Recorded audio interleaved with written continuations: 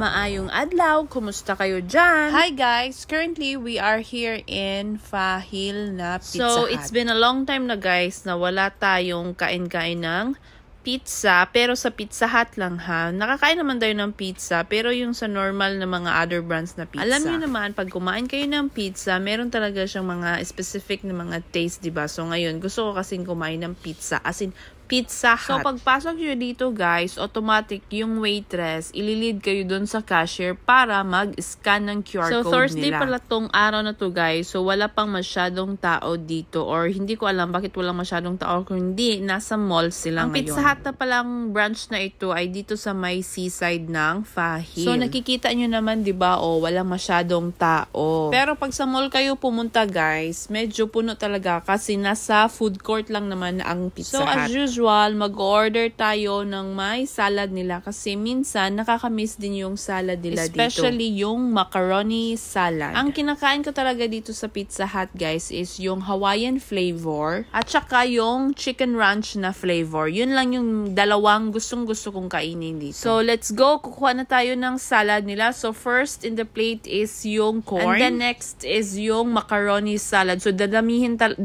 talaga natin yung macaroni salad. Kasi favorite natin yan. Alam mo yung macaroni salad na to, medyo manamis-tamis na alam mo yun, basta masarap siya. Kaya minsan, pag nandito kami sa Pizza Hut, ito talaga, or 2 or 3 salad lang taga ang kinukuha ko. Pero sa gabing ito, parang feeling ko gutom na gutom ako. So, next in the plate is yung beetroot. So, masarap tong beetroot, guys. Alam nyo ba kung anong lasa nito? Lasa siyang lupa. Pero masarap siyang lasang lupa. Alam mo yun? Pero wag kayo kasi healthy yung beetroot na yun. So, ipapakita ko lang sa inyo kung ano-anong mga klaseng salad ang naka-display dito sa salad salad center. Minsan lang kasi, guys, kung ano yung bet ng mata ko, kinukuha ko. Tulad niyang olives na yan.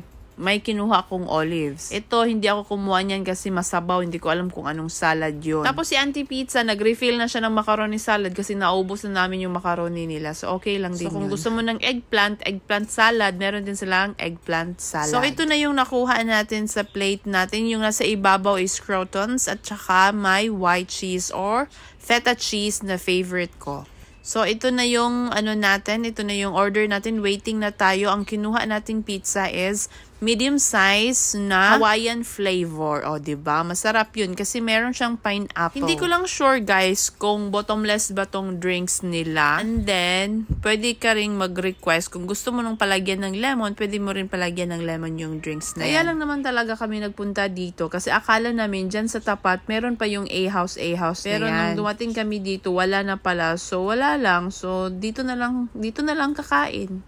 I-push na lang. Tsaka walking distance lang naman dito guys, yung Alcott Mall na Souk, tsaka yung Alcott Mall na Bago. Okay na rin yun, no? Para matadtad naman yung mga kinain namin para, exercise na rin, no? So, ang una palang sinerves ni ate waitress is itong garlic bread. Garlic bread na without cheese, ha? Kasi pag may cheese kasi, masyadong masyadong nakakaumay na. So, mas maigi ng plain lang na garlic bread. So, ito na yung hitsura ko ngayon kasi gutom na ako, masaya na ako kasi at least may nauna nang na-serve. Tapos alam nyo guys, nagaano talaga ako niyan dito kasi yung ipin ko sa harapan, medyo, alam nyo na, hindi na siya nagfa-function well. Basta, kailangan na siya i-root ka na. So, bawat kagat ko, iniingatan ko talaga siya kasi dito pa naman yan sa harapan. So, ang sarap ng bread nila, super fresh and super crunchy. Alam mo talaga na fresh talaga yung siniserve nila. Pagkatapos ng garlic bread na to, isi-serve nila pangalawa is yung pizza. Kasi meron na ring salad dyan. So, kumain na kami ng pizza.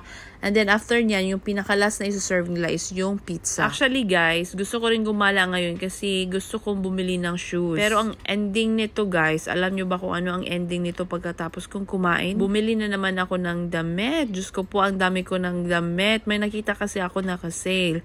So, yun, bumili ako ng damit. Bis wala sa plano yung pagbili ko ng damit kasi ang gusto kong bilhin ngayon is yung shoes, flat shoes. Naghahanap kasi ako ng flat shoes ngayon. Meron akong flat shoes pero hindi na siya maganda. Parang nasira na siya. Hindi ko na kasi siya ginagamit kasi palagi na lang ako nag-rubber shoes or sneakers. Sarap na sarap talaga ang kain ko dito. Parang hindi halata na gutom ako, no? Pero sa opisina kasi guys, ang last kong kain is 1:30 pa. Mag-break ako ng 1 tapos matatapos ako ng 1:30 kasi meron na ako 30 minutes na break. So initially, matatapos talaga ako ng kain ko ng break ko is 1:30. Pagbalik ko sa office, magpapatimpla ako ng green tea. And then from that time till 7 p.m, wala na akong kinakain, as in plain lang siya na water. So sino ba namang hindi magugutom niyan, di ba?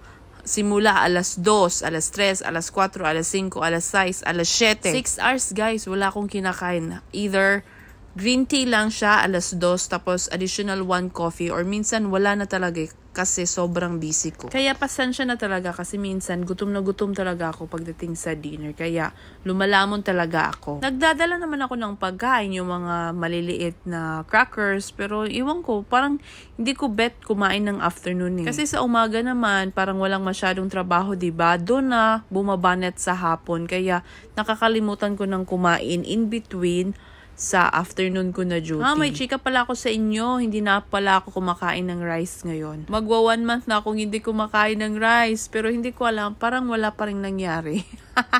Nagbawas lang talaga ako ng rice. Pero kumakain ako ng mga starchy pa rin. Like bread, cookies, mga ganun. Pero inalis ko lang talaga yung rice every meal. Guys, hindi na ako kumakain ng rice. Isang beses nag-crave ako ng rice at hindi ko alam ano ang kakainin ko. Ang ginawa ko, nagluto ako ng arroz caldo. Di ba yung arroz caldo may rice yan, tapos lalagyan mo lang siya ng maraming tubig para magiging arroz caldo. Yun, isang beses ko lang siya ginawa after 2 weeks na walang rice talaga. Hindi na talaga ako kumakain ng rice.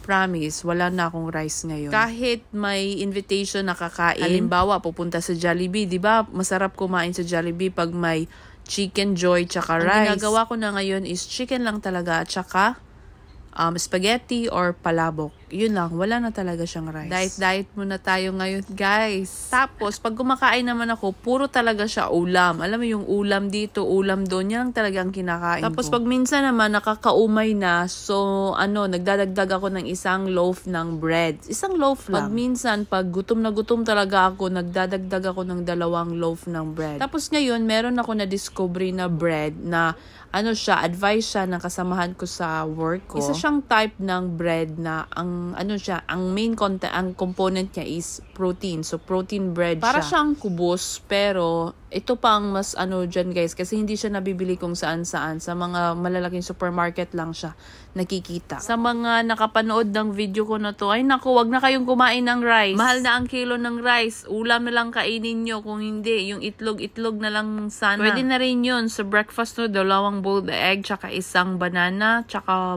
water or milk, okay na yun. Kasi may protein naman. So, pwede na sa 1 araw. So, ito pala yung olives guys. Wala na yung buto. Parang inalis na nila yung buto na yan. Ang sarap talaga ng kain ko dito. Ay, busog na busog ako. Ngayon pa lang, sinend ni ate girl ang pizza. So, mainit-init pa siya guys. So, let's eat na sa pizza nila. So, ito yung pizza. Half Hawaiian and then half Super Supreme. Kasi hindi available ang chicken ranch ko sa discounted sa promotion nila na pizza na yan.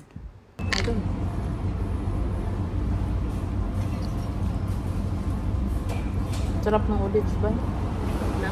Olives?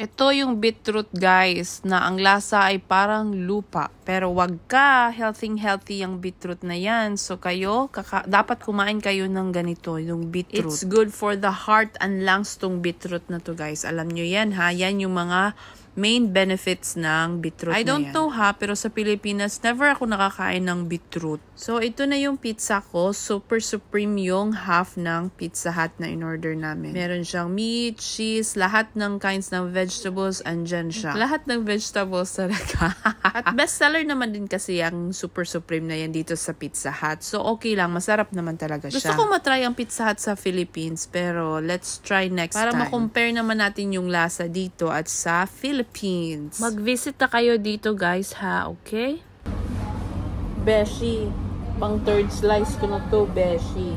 So, that's it guys. I hope na nabusog ko kayo sa video ko na to. Kasi puro mukha lang ang nandito sa video na ito. So, that's it guys. I hope na nag-enjoy kayo sa video ko na to. Please don't forget to like and subscribe on my channel. And see you again guys on my next vlog. Bye-bye!